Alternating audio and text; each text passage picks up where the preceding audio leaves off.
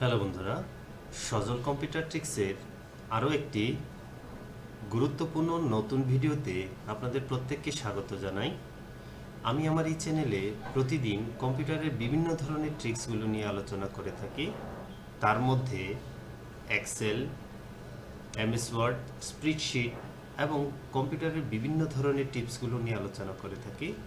তো বন্ধুরা, তারই ধারাবাহিকতায় আজকে স্প্রেডশিট নিয়ে আলোচনা করব। তো আমার সামনে একটি ওপেন দেখতে পাচ্ছেন, এটি স্প্রেডশিট। এই স্প্রেডশিটে আপনি এক্স লুকআপ কিভাবে ব্যবহার করবেন তারই বিস্তারিত আলোচনা করব আজকে। তো বন্ধুরা, ভিডিওটি শুরু করার পূর্বে আপনাদের কাছে আমার অনুরোধ থাকবে, আপনারা যদি আমার চ্যানেলে নতুন হয়ে থাকেন অবশ্যই চ্যানেলটিকে সাবস্ক্রাইব করবেন এবং বেল বাটনটি অন করে রাখবেন, যাতে করে আপনারা গুরুত্বপূর্ণ টিপসগুলো না মিস করেন। এবং যারা আমার চ্যানেলটিকে সাবস্ক্রাইব করে রেখেছেন এবং রেগুলার ভিডিও দেখছেন, আপনাদেরকে অসংখ্য ধন্যবাদ। আর যারা যারা আমার এই ভিডিওটি আজকে আমার ফেসবুক পেজ থেকে দেখছেন, অবশ্যই আপনারা পেজটিকে ফলো করে রাখবেন এবং একটি গঠনমূলক কমেন্টস করে যাবেন, যাতে করে পরবর্তী ভিডিওগুলো আপনার কাছে খুব দ্রুত পৌঁছে যায়। তো চলুন বন্ধুরা, এই টেকনিকটি আপনাদেরকে আজকে দেখিয়ে দিচ্ছি। এটি একটি স্প্রেডশিট ওপেন করা আছে। স্প্রেডশিটে এখানে আমার বিভিন্ন ডাটা দেওয়া আছে, দেখেন এখানে প্রত্যেকটা ডাটা দেওয়া আছে।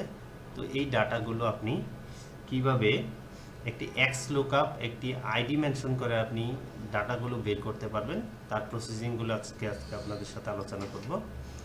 তো প্রথমত আপনাকে এখানে কি করতে হবে, ফর্মুলা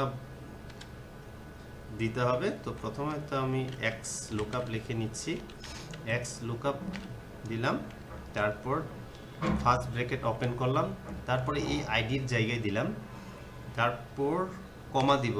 কমা দেওয়ার পরে আমি যে আইডিগুলো দিয়ে সার্চ করব প্রত্যেকটা আইডি সিলেক্ট করে দিলাম, এরপর আবার কমা দিলাম, পরে আমি এই প্রত্যেকটা ডাটাকে সিলেক্ট করে দিব, সিলেক্ট করে দিলাম, দেন ফার্স্ট ব্র্যাকেট ক্লোজ করে দিব। ক্লোজ করে দেওয়ার পর এন্টার দিব। এন্টার দেওয়ার পরে দেখবেন হতাশ হওয়ার কিছু নেই।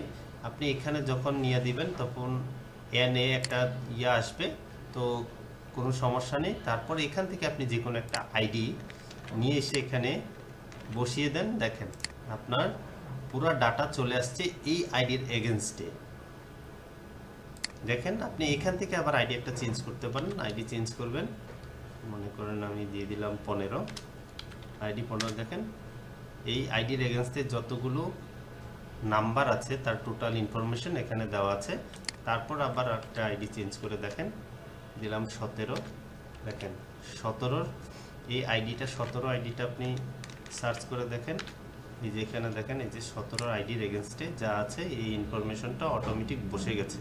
এগুলো হলো নর্মালি আপনার কম ডাটার ক্ষেত্রে আপনি ব্যবহার করতে পারবেন। যখন ইউজ পরিমাণ ডাটা থাকবে তখন আপনার এই ফর্মুলাটা যদি আপনি ইউজ করেন, আশা করি আপনার জন্য খুব উপকারে আসবে। এই টেকনিকটা আপনারা শিখে রাখতে পারেন। এই টেকনিকটা খুবই গুরুত্বপূর্ণ আপনাদের জন্য, যারা আপনারা বিভিন্ন এক্সেল ফর্মুলাগুলো খুঁজছেন বিভিন্ন শিক্ষা প্রতিষ্ঠানে এবং বিভিন্ন প্রাতিষ্ঠানিক ক্ষেত্রে আপনারা যারা এক্সেল ব্যবহার করে থাকেন তাদের জন্য খুবই গুরুত্বপূর্ণ এই ফর্মুলাটি। আপনারা এটা ব্যবহার করতে পারবেন এবং অনেক সময় সাপেক্ষ কাজ হিসেবে আপনার জন্য গণ্য হবে। আশা করি ভিডিওটির গুরুত্বটা আপনারা বুঝেছেন। ভিডিওটি যদি আপনাদের উপকারে এসে থাকে অবশ্যই একটি লাইক করবেন এবং ভিডিও সম্পর্কে কমেন্টস করে যাবেন। আর ভিডিওটি কি বন্ধুদের সাথে বেশি বেশি শেয়ার করে দিবেন, যাতে করে আপনার দ্বারা অন্যরা উপকৃত হতে পারে। তো বন্ধুরা, আজকের মতো বিদায় নিচ্ছি। ভালো থাকবেন, সুস্থ থাকবেন, দেখা হবে নতুন কোনো ভিডিওতে।